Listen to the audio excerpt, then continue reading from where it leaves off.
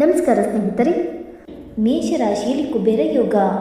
ಈ 4 ರಾಶಿಗಳಿಗೆ ಲಕ್ಷಾಧಿಪತಿಯಾಗುವ ಚಾನ್ಸ್. ಹೌದು, ಏಪ್ರಿಲ್ 14, 2026ರಂದು ಕುಬೇರ ಯೋಗ ರೂಪುಗೊಳ್ಳಲಿದೆ. ಈ ಯೋಗವು ಕೆಲವು ರಾಶಿಗಳಿಗೆ ಅದೃಷ್ಟ ಮತ್ತು ಸಮೃದ್ಧಿಯನ್ನು ತರಲಿದೆ. ಆ ಅದೃಷ್ಟದ ರಾಶಿಗಳು ಯಾವುವೆಂದು ತಿಳಿಯೋಣ. ಕುಬೇರ ಯೋಗ 2026. ವೇದ ಜ್ಯೋತಿಷ್ಯದಲ್ಲಿ ಸೂರ್ಯನನ್ನು ಗ್ರಹಗಳ ರಾಜ ಎಂದು ಪರಿಗಣಿಸಲಾಗುತ್ತದೆ. ಸೂರ್ಯ ಪ್ರತಿ 30 ದಿನಗಳಿಗೊಮ್ಮೆ ತನ್ನ ರಾಶಿಯನ್ನು ಬದಲಾಯಿಸುತ್ತಾನೆ. ಪ್ರಸ್ತುತ ಮೀನ ರಾಶಿಯಲ್ಲಿರುವ ಸೂರ್ಯ ಏಪ್ರಿಲ್ 14ರಂದು ಮೇಷರಾಶಿಗೆ ಪ್ರವೇಶ ಮಾಡುತ್ತಾನೆ. ಸೂರ್ಯ ಮೇಷರಾಶಿಗೆ ಪ್ರವೇಶಿಸಿದಾಗ ಪರಾಭವ ಎಂಬ ತಮಿಳು ಹೊಸ ವರ್ಷ ಮತ್ತು ಚಿತ್ತಿರೈ ತಿಂಗಳು ಆರಂಭವಾಗುತ್ತದೆ. ಇದೇ ಸಮಯದಲ್ಲಿ ಮಂಗಳಕರವಾದ ಕುಬೇರ ಯೋಗವು ರೂಪುಗೊಳ್ಳುತ್ತಿದೆ. ಏನಿದು ಕುಬೇರ ಯೋಗ? ಮೇಷರಾಶಿಯ ಅಧಿಪತಿ ಮಂಗಳ ಮತ್ತು ಸೂರ್ಯ ಗ್ರಹಗಳು ಮಿತ್ರ ಗ್ರಹಗಳಾಗಿವೆ. ಹಾಗಾಗಿ ಸೂರ್ಯನು ಮೇಷರಾಶಿಯಲ್ಲಿ ನೆಲೆಸಿದಾಗ ಈ ಶುಭ ಯೋಗವು ರೂಪುಗೊಳ್ಳುತ್ತದೆ. ಕುಬೇರನು ಲಕ್ಷ್ಮೀದೇವಿಯ ಅಂಶವಾಗಿರುವುದರಿಂದ ಈ ಯೋಗವು ಕೆಲವು ರಾಶಿಗಳಿಗೆ ಸಂಪತ್ತು ಮತ್ತು ಸಂತೋಷವನ್ನು ತರಲಿದೆ. ತಮಿಳು ಹೊಸ ವರ್ಷದಂದು ರೂಪುಗೊಳ್ಳುವ ಈ ಕುಬೇರ ಯೋಗದಿಂದ ಯಾವ ರಾಶಿಗಳಿಗೆ ಲಾಭವಾಗಲಿದೆ ಎಂದು ತಿಳಿದುಕೊಳ್ಳೋಣ. ಬನ್ನಿ ಸ್ನೇಹಿತರೆ.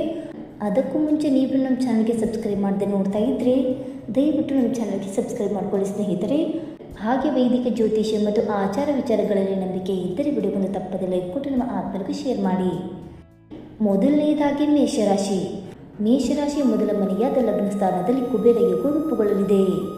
ಇದರಿಂದಾಗಿ ಮೇಷರಾಶಿಯವರು ಹಲವು ರೀತಿಯಲ್ಲಿ ಲಾಭ ಪಡೆಯುತ್ತಾರೆ. ಏಪ್ರಿಲ್ ತಿಂಗಳಿಡೀ ನೀವು ಕೈಗೊಳ್ಳುವ ಪ್ರತಿಯೊಂದು ಪ್ರಯತ್ನದಲ್ಲೂ ಯಶಸ್ಸು ಸಿಗಲಿದೆ. ನಿಮ್ಮ ಆತ್ಮವಿಶ್ವಾಸ ಮತ್ತು ಧೈರ್ಯ ಹೆಚ್ಚಾಗುತ್ತದೆ.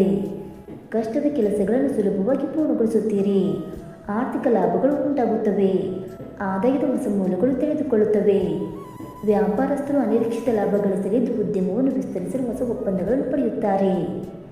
ಎರಡನೇದಾಗಿ ಸಿಂಹರಾಶಿ. ಸಿಂಹರಾಶಿ 9ನೇ ಮನೆಯಾದ ಭಾಗ್ಯಸ್ಥಾನದಲ್ಲಿ ಕುಬೇರ ಯೋಗವು ರೂಪುಗೊಳ್ಳಲಿದೆ. ಇದನ್ನು ಅದೃಷ್ಟದ ಮನೆ ಎಂದು ಕರೆಯುತ್ತಾರೆ.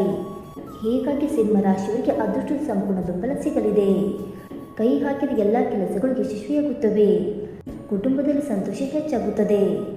ಗಂಡ ಹೆಂಡತಿಯ ನಡುವಿನ ಸಮಸ್ಯೆಗಳು ಬಗೆಹರಿಯುತ್ತವೆ. ನಕಾರಾತ್ಮಕ ಆಲೋಚನೆಗಳು ದೂರವಾಗಿ ಸಕಾರಾತ್ಮಕ ಚಿಂತನೆಗಳು ಹೆಚ್ಚಾಗುತ್ತವೆ. ಎಷ್ಟೇ ಕಠಿಣ ಪರಿಸ್ಥಿತಿ ಅಥವಾ ಸವಾಲುಗಳು ಎದುರಾದರೂ ಅದನ್ನು ನಿಭಾಯಿಸುವ ಸಾಮರ್ಥ್ಯ ನಿಮಗೆ ಸಿಗುತ್ತದೆ. ಆರ್ಥಿಕ ಸ್ಥಿತಿಯಲ್ಲಿ ಉತ್ತಮ ಸುಧಾರಣೆ ಕಂಡುಬರಲಿದೆ. ಕುಬೇರನ ಕೃಪೆಯೊಂದಿಗೆ ಲಕ್ಷ್ಮೀದೇವಿಯ ಆಶೀರ್ವಾದವು ಇರುವುದರಿಂದ ನಿಮ್ಮ ಬಹುಕಾಲದ ಕನಸುಗಳು ನನಸಾಗುತ್ತವೆ. ಮೂರನೆಯದಾಗಿ ತುಲಾರಾಶಿ. ತುಲಾರಾಶಿ 7ನೇ ಮನೆಯಲ್ಲಿ ಕುಬೇರ ಯೋಗವು ರೂಪುಗೊಳ್ಳಲಿದೆ. ಈ ಮನೆಯನ್ನು ಕಳಂತರ ಸ್ಥಾನ ಎಂದು ಕರೆಯಲಾಗುತ್ತದೆ ಮತ್ತು ಇದು ಮದುವೆ ಹಾಗೂ ಪಾಲುದಾರಿಕೆಯನ್ನು ಸೂಚಿಸುತ್ತದೆ. ಹಾಗಾಗಿ ಈ ಸಮಯದಲ್ಲಿ ಮದುವೆಗೆ ಸಂಬಂಧಿಸಿದ ಸಮಸ್ಯೆಗಳು ಬಗೆಹರಿಯುತ್ತವೆ. ವೈವಾಹಿಕ ಜೀವನ ಸುಗಮವಾಗಲಿದೆ. ಪಾಲುದಾರಿಕೆಯಲ್ಲಿ ವ್ಯಾಪಾರ ಮಾಡುವವರಿಗೆ ಉತ್ತಮ ಲಾಭ ಸಿಗಲಿದೆ. ಕೆಲಸದಲ್ಲಿದ್ದ ಅಡೆತಡೆಗಳು ದೂರವಾಗುತ್ತವೆ. ಕೆಲಸದ ಸ್ಥಳದಲ್ಲಿ ನಿಮಗೆ ಕಿರುಕುಳ ನೀಡುತ್ತಿದ್ದ ಅಧಿಕಾರಿಗಳು ವರ್ಗಾವಣೆಯಾಗಬಹುದು. ಸಮಾಜದಲ್ಲಿ ನಿಮ್ಮ ಗೌರವ ಹೆಚ್ಚಾಗುತ್ತದೆ. ಹಣದ ಹರಿವು ಹೆಚ್ಚಾಗಿ ಆರ್ಥಿಕ ಸ್ಥಿತಿ ದುಪ್ಪಟ್ಟಾಗಲಿದೆ. ಜೀವನವು ಸಮೃದ್ಧಿಯಿಂದ ಕೂಡಿರುತ್ತದೆ. ನೀವು ಅನುಭವಿಸುತ್ತಿದ್ದ ಎಲ್ಲ ಸಮಸ್ಯೆಗಳಿಗೆ ಅಂತ್ಯ ಸಿಗಲಿದೆ.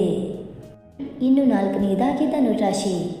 ಧನುರಾಶಿಯ 5ನೇ ಮನೆಯಲ್ಲಿ ಕುಬೇರ ಯೋಗವು ರೂಪುಗೊಳ್ಳಲಿದೆ. 5ನೇ ಮನೆಯನ್ನು ಪಂಚಮ ಸ್ಥಾನ ಅಥವಾ ಪೂರ್ವ ಪುಣ್ಯ ಸ್ಥಾನ ಎಂದು ಕರೆಯುತ್ತಾರೆ. ಮಕ್ಕಳಿಂದ ಶುಭ ಸುದ್ದಿ ಕೇಳುವಿರಿ. ಕೆಲಸದಲ್ಲಿನ ಸಮಸ್ಯೆಗಳು ಕಡಿಮೆಯಾಗುತ್ತವೆ. ವೃತ್ತಿ ಜೀವನದಲ್ಲಿದ್ದ ಮಂದಗತಿ ದೂರವಾಗುತ್ತದೆ. ಬಡ್ತಿ ಮತ್ತು ಸಂಬಳ ಹೆಚ್ಚಳವನ್ನು ನೀವು ನಿರೀಕ್ಷಿಸಬಹುದು. ಸಮಾಜದಲ್ಲಿ ನಿಮ್ಮ ಗೌರವ ಹೆಚ್ಚಾಗುತ್ತದೆ. ಕುಬೇರನ ಕೃಪೆಯಿಂದ ಹಣದ ಹರಿವು ಉತ್ತಮವಾಗಿರುತ್ತದೆ. ಮದುವೆಗಾಗಿ ಕಾಯುತ್ತಿರುವ ಮಕ್ಕಳಿಗೆ ಉತ್ತಮ ಸಂಬಂಧ ಕೂಡಿ ಬರಲಿದೆ. ಉದ್ಯೋಗವಿಲ್ಲದೆ ಕಷ್ಟಪಡುತ್ತಿರುವ ಪದವೀಧರ ಯುವಕರಿಗೆ ಉತ್ತಮ ಕೆಲಸ ಸಿಗಲಿದೆ. ಸ್ನೇಹಿತರೆ, ಈ ಮಾಹಿತಿ ನಿಮಗೆ ಇಷ್ಟವಾಯಿತಾ? ಇಷ್ಟವಾಗಿದ್ದರೆ ವಿಡಿಯೋವನ್ನು ಲೈಕ್ ಮಾಡಿ, ಶೇರ್ ಮಾಡಿ. ಹಾಗೆ ನಿಮ್ಮ ಅನಿಸಿಕೆ ಮತ್ತು ಅಭಿಪ್ರಾಯವನ್ನು ತಪ್ಪದೆ ಕಮೆಂಟ್ ಮೂಲಕ ತಿಳಿಸಿ ಸ್ನೇಹಿತರೆ. ವಿಡಿಯೋ ನೋಡಿದ್ದಕ್ಕಾಗಿ ಧನ್ಯವಾದಗಳು. Thank you so much.